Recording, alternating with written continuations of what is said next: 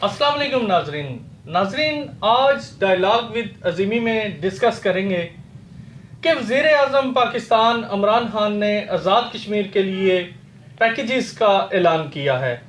इस ऐलान के आज़ाद कश्मीर की तामीर और तरक्की पर क्या असरात मरतब होंगे, आज इसी पर ही बात करेंगे। अस्सलाम वालेकुम अजीमी साहब। वालेकुम सलाम। अजीमी साहब, वज़ीर-ए-आज़म पाकिस्तान इमरान खान ने आज़ाद कश्मीर के लिए 500 मिलियन के तरक्याती पैकेज का ऐलान किया है।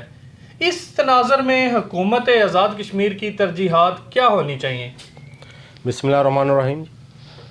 जी बिल्कुल आपने दुरुस्त फरमाया कि वज़ीर-ए-आज़म पाकिस्तान ने आज़ाद कश्मीर के लिए जो ना 500 मिलियन रुपए का जो ना पैकेज का ऐलान किया है। ठीक है। लेकिन ये वज़ाहत ज़रूरी है कि ये 500 मिलियन रुपए जो ना ये कोई एक साल में मिलने वाले नहीं हैं। ठीक है। बल्कि ये मरहलावार होंगे। ज़ाहिर है 5 साल गवर्नमेंट के हैं तो यही है कि हर साल जो ना इसको दिया करेंगे और 5 सालों में 500 मिलियन मुकम्मल होंगे। ठीक। हमारा जो तरक्याती वैसे जो बजट होता है डेवलपमेंट का वो अलग है। इसके अलावा तो यकीनन तरक्की के लिए पैसा तो चाहिए। पैसा होगा तो फिर आप बहुत सारे प्रोजेक्ट्स कर सकते हैं, बहुत सारे काम कर सकते हैं। मैं ये समझता हूँ कि अगर इन पैसों को दुरुस्त तरीके से और संजीदगी के साथ जो ना इस्तेमाल कर लिया जाए तो ये आज़ाद कश्मीर के आने वाले मुस्तक़बिल की बहुत ही खुशहाल बात होगी। इस तरह में मैं ये ज़रूर कहूँगा कि एक हमारी रवायती सोच है ना डेवलपमेंट की। ठीक है। सड़क बना दी, बिल्डिंग बना दी, इस तरह के कोई नलका टूटी दे दी, कोई क्रेट बना दिए, एक ये हमारा डेवलपमेंट की रवायती अप्रोच है। और अगर आप डेवलपमेंट को ब्यूरोक्रेसी के साथ लिंक्ड रखेंगे कि ब्यूरोक्रेसी इसकी सारे प्लानिंग करे तो फिर ये तरक्की जो ना इसी तरह की होगी। ठीक है। कि 2-4 सड़कें और बन जाएंगी, 4-6 बिल्डिंगें और बन जाएंगी, नालों के किनारे के ऊपर 2-4 क्रेट और बन जाएंगे और इस तरह की छोटी मोटी चीज़ें हो जाएंगी। लेकिन वो कोई सस्टेनेबल डेवलपमेंट नहीं होगी या वो ऐसी तरक्की नहीं होगी कि जो आज़ाद कश्मीर के फ्यूचर के लिए बहुत खुशहाल हो। तो इसके लिए फिर एक गैर रवायती अप्रोच और सोच लेके चलना पड़ेगा, फिर जाके ना ये हमारे पास आएगा। अब ये क्योंकि एक बड़ा पैकेज है। ठीक है। आज़ाद कश्मीर के वैसे तो कोई इतने बड़े नहीं है, लेकिन आज़ाद कश्मीर के तनाज़र में देखें तो 500 मिलियन रुपए जो है ना ये छोटी रकम नहीं है, बड़ी अमाउंट है। तो इसको खर्च करने के लिए भी उसी लेवल की प्लानिंग चाहिए। ठीक है, गैर रवायती प्लानिंग चाहिए और हमें ऐसे ऐसे नए फील्ड दरियाफ्त करने पड़ेंगे, ऐसी नई चीज़ें लानी पड़ेंगी सामने कि जिनके ऊपर ये पैसा खर्च हो तो फिर अगले 5 साल बाद 10 साल बाद जो ना पता चले कि आज़ाद कश्मीर जो मौजूदा स्टेटस है उससे उठ के जो ना वो कोई 4 गुना ऊपर चला गया है। ठीक है। तो मेरा अपना ख्याल ये है कि ये जो पैसा है इसको 4-5 चीज़ों पे अगर हम लेके आएँ, जो मैं यहाँ पे बयान करना चाहूँगा कि मसलन एक एजुकेशन का शोबा है। ठीक है। अब नीचे जो हमारी एजुकेशन है यूनिवर्सिटी से नीचे वो उसका तो आपको पता है वो फ्लॉप्ड है गवर्नमेंट सेक्टर में। ठीक है।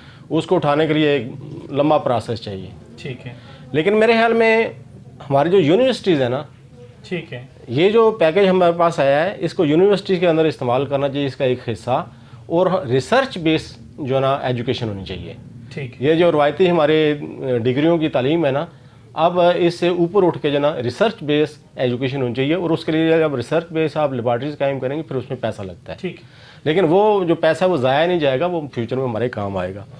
ऐसे ही तरक्की जो है ना वो सिर्फ सड़कें बन जाने से नहीं होगी, तरक्की सिर्फ किसी इमारतों के बन जाने से नहीं होगी।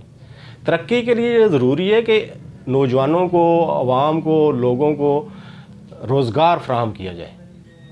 और मैं ये समझता हूँ कि आज़ाद कश्मीर में जो घरेलू सनतें हैं, कॉटेज इंडस्ट्री है, स्मॉल इंडस्ट्री है, मीडियम इंडस्ट्री है, बड़ी इंडस्ट्रियों का यहाँ पे इतना स्कोप नहीं है सिवाय मीरपुर ज़िला के और बिम्बर के जो पंजाब से एडजेसेंट है। लेकिन ओवरऑल आज़ाद कश्मीर अगर हम घरेलू सनतों को फ़रोग़ देना के लिए ये पैसा खर्च करें इसका कुछ हिस्सा, तो उससे क्या होगा कि लोगों को रोज़गार मिलना शुरू हो जाएगा और जब उनको रोज़गार मिलेगा तो फिर वो तरक्की में अपना हिस्सा डालेंगे।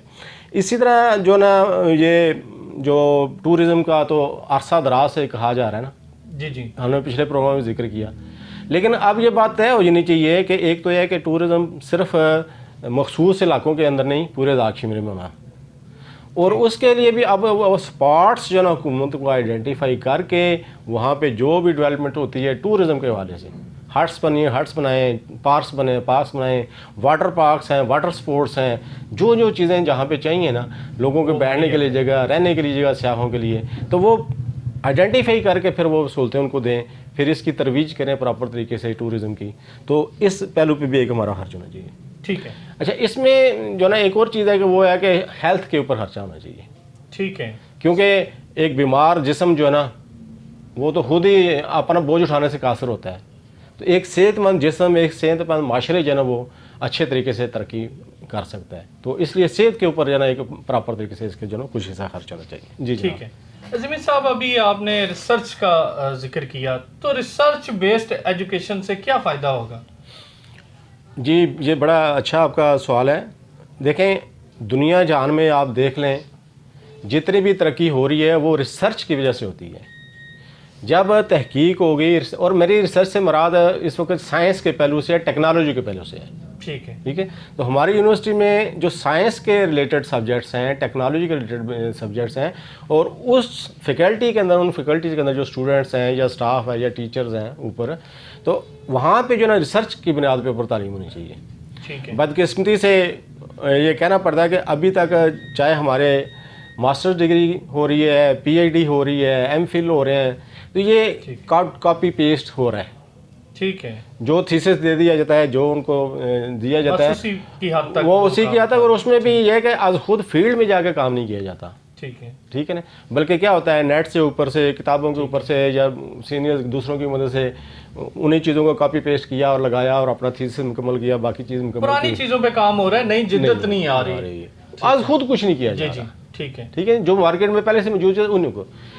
मैं रिसर्च बेस में ये देखें, मैं ये कहता हूँ कि वहाँ बॉटनी का डिपार्टमेंट है या जूलॉजी का डिपार्टमेंट है। अच्छा, बॉटनी में तो ज़ाहिर है आपके नबातात आ जाती है, पौधे आ जाते हैं, जड़ी, तो आज़ाद कश्मीर में तो बहुतात है ना पौधों की, नबातात की, जड़ी बूटियों की, कितनी हम सुनते रहते हैं। ऐसा ही। तो अब इसके ऊपर रिसर्च शुरू होनी चाहिए। ठीक है। ये कौन सा पौधा, कौन सी जड़ी बूटी, कौन सा दरख्त, ये किस काम का है, ग़िज़ाई एतबार से किस काम का है, मेडिसिन के एतबार से किस काम का है, बाकी इसका क्या यूज़ है। बड़ी बड़ी कीमती जड़ी बूटियाँ हमारे यहाँ। जी, ये सुनते तो मैं जी स्मगलिंग रोक ली गई। जी। लेकिन स्मगलिंग क्यों होती है? जी। उसकी वजह यह है कि मकामी सतह पे उसका इस्तेमाल कोई नहीं है ना। इस्तेमाल नहीं है। इस्तेमाल तो उसका या लाहौर में होगा या कराची में होगा। तो है। आप इधर इसके लिए कुछ डेवलप करेंगे तो फिर ही है ना। तो ये है रिसर्च बेस। ठीक है। अज़ीम साहब, बेरोजगारी के खात्मे का रियासती तरक्की से क्या तल्लक है? जी, बेरोजगारी का बहुत गहरा तल्लक है तरक्की के साथ। जी। अगर बेरोजगारी होगी तो तरक्की नहीं हो सकती है।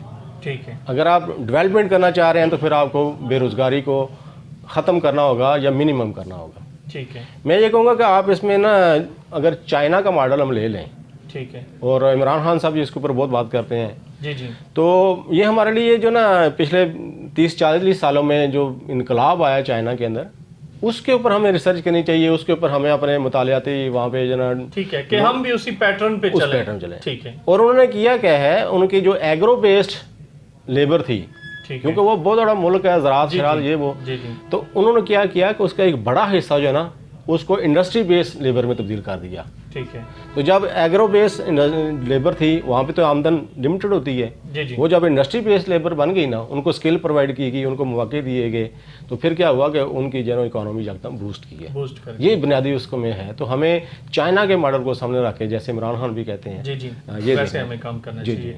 रोजगार की फराहमी के लिए हुकूमत क्या कर सकती है? रोजगार की फराहमी के लिए हुकूमत ही सब कुछ कर सकती है। कैसे? अच्छा, एक तो सरकारी नौकरियां, वो घिसा पिटा हमारा तस्वर है, ठीक है, ठीक है। अच्छा, वो चलता रहेगा, असामियाँ पैदा होती रहेंगी ज़रूरत के मुताबिक। एक तो है कि वहाँ पे भी तकरीबन मेरिट के ऊपर होनी चाहिए ना। अगर आप क्वालिफाइड पर्सन को, जिसमें सही टैलेंट है, उसको नहीं ले गए, सिफारशी आएगा वहाँ पे, तो सिफारशी जो ना वो ज़ाहिर है कि वो काम नहीं कर सकेगा जो एक मेरिट के ऊपर आने वाला बंदा है, वो तो एक अलग बहस होगी हमारी, ठीक।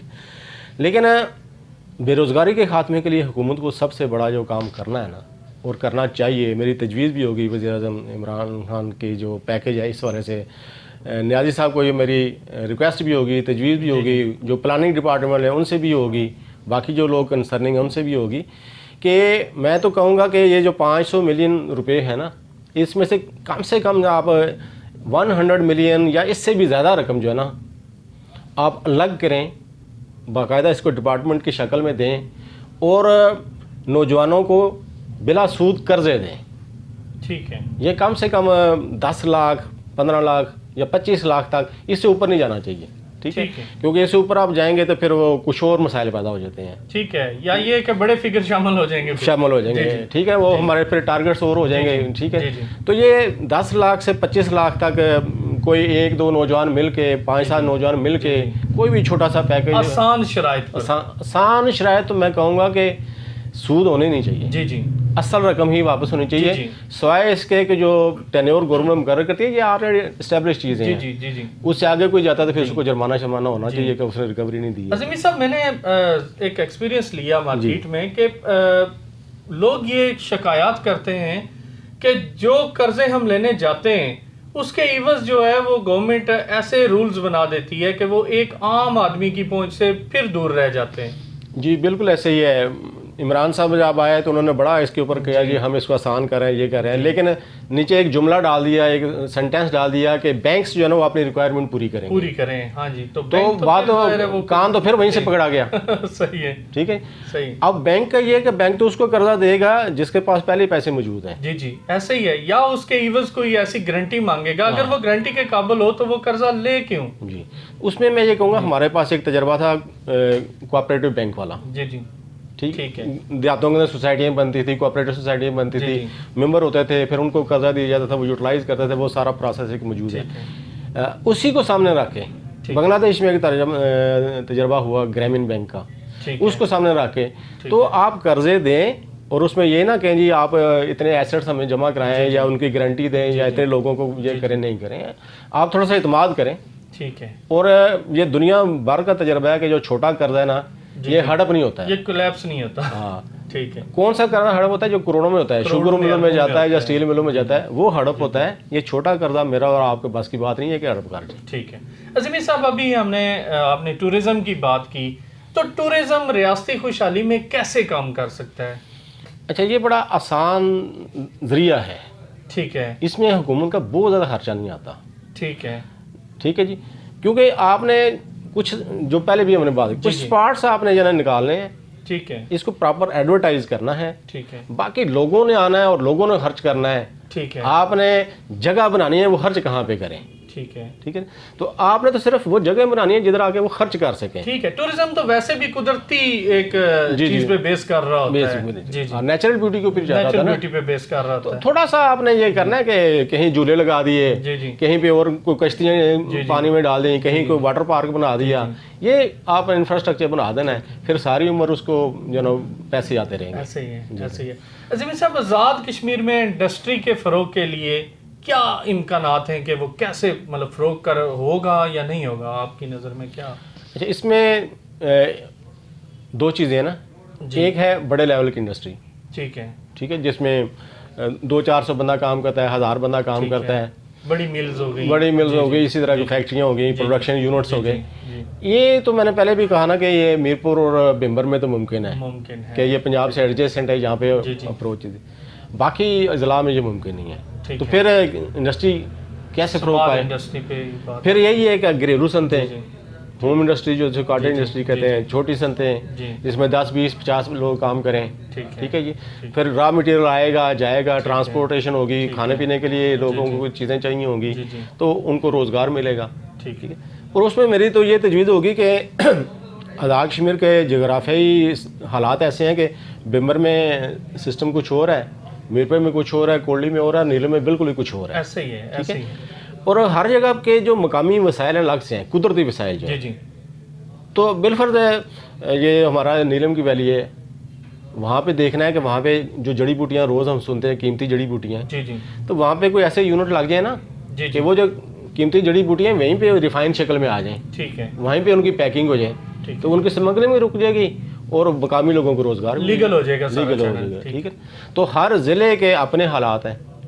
अगर किसी ज़िले में नदी नाले ज़्यादा हैं और पानी का बहाव भी है, तो वहाँ पे आप छोटे छोटे बिजली के यूनिट लगा लेंगे। है कि हर ज़िले के लिहाज से प्लानिंग करनी चाहिए और उसमें तरीकाकार यही होना चाहिए कि छोटे यूनिट लगें जिसमें 10, 20, 50, 100 बंदे जो काम करें और मकामी लोगों को रोज़गार मिले। ठीक है, बहुत शुक्रिया आपका ज़मीन साहब। जी बहुत शुक्रिया, थैंक यू। जी नाजरीन, आज आपने ज़मीन साहब की बातें सुनी नाज़रीन, हमारा प्रोग्राम बनाने का मकसद यही होता है कि हम कोई अच्छी चीज़ आपके लिए लेके आएँ और गवर्नमेंट को जोड़ें, उन तक भी अपनी जो गुजारिशात हैं वो अच्छे से करके पेश करें। नाज़रीन, हम किस हद तक कामयाब हुए अपनी कीमती आरा से ज़रूर आगाह कीजिएगा। अपने मेज़बान हारून रशीद को इजाज़त दीजिए। अल्लाह हाफ़िज़।